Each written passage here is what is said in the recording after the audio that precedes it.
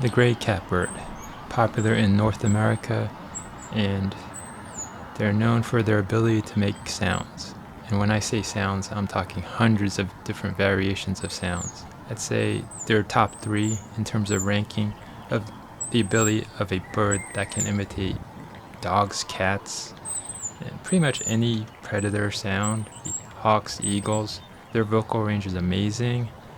While these birds are not the smartest, they are great imitators. And they're actually pretty friendly with humans. Like they're inquisitive, so they might get close enough to you. And some of them really audacious. They don't care. They'll get really close to you.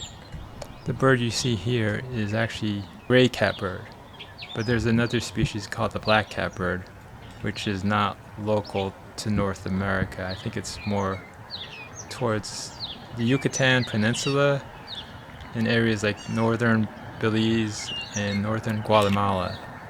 But these birds you'll see more towards the northern areas of America. The catbird belongs to the mimic family, also called the Mimidae. It is a part of its true biological family, and that would include mockingbirds and thrashers. The characteristics are pretty much a long tail, a downward curved bill, and their just amazing ability to copy external sounds. As I said before, I've heard them imitate dog sounds. I'm thinking, there must be a dog in the area. But then I look around and all I see is a catbird. And I know that was a catbird. It was not a dog. One thing that separates a catbird from a mockingbird is its ability to do a two-voice edge. That's what they call it.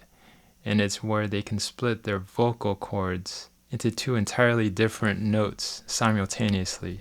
And even a northern mockingbird cannot match that.